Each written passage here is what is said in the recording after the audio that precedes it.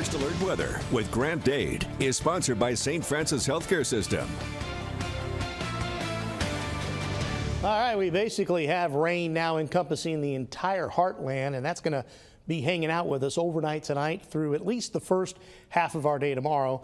And again, in addition to the rain, we've got some areas that have some pretty thick fog, reduced visibilities under a half mile in many areas out there, especially north of the Ohio River and along the Ohio River, and west and along the Mississippi River seems to be where the greatest or the thickest fog is this evening. Still have some very, very cold ground, and it's that warm, moist air, relatively speaking, compared to the ground, that is causing that fog. So Futurecast is showing you all that rain, as you can see, just kind of drifting across the area, and you can see the southeasterly winds. That's what's going to bring those temperatures that are in the low 50s in our southern counties and try to spread them over the entire area.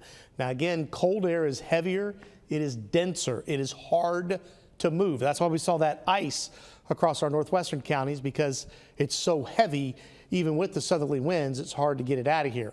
So temperatures aren't going to skyrocket by any stretch of the imagination, but it will be warmer tomorrow. And the heaviest rain during the day tomorrow will likely fall, as you can see here, across our southern counties. And as we head towards the late afternoon hours, the rain across southeast Missouri and southern Illinois should begin to taper off just a tad. We still could see some fog out there, at least during the first half of the day on your Wednesday as well. Wednesday evening, a few passing showers possible, but more showers moving into the area, as you can see here, as we head towards Thursday. So like we've been saying, keep the rain gear handy, because yeah, you'll need it. We're going to be seeing a lot of rain over the next few days. How much rain? Well, you can see this blue is 1 inch, and just about everybody picking up an inch. And the lighter blue shades are up to 2.5 inches, approaching 3 inches. And again, because we still have some frozen ground in some areas, not at the surface, but just underneath the surface,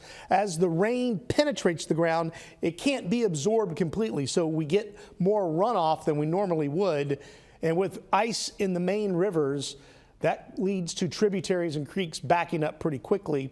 And that's why the Weather Service went ahead and issued that flash flood watch, even though normally with what we would see, we would not see any flash flooding, but we could in this type of scenario. So lows overnight tonight, upper 40s and low 50s southeast to low 40s northwest. And again, temperatures will slowly rise as we head throughout the overnight hours. Highs tomorrow, low to mid 50s across most of the area, but we could touch 60 in our far southeastern counties. 54 Thursday with a good chance of rain. 53 Friday, a little bit of a cool down and more rain moving into the area for your Saturday. Could be a few lingering sprinkles on Sunday, but it will be cooler, but you can see that next cool down still above average.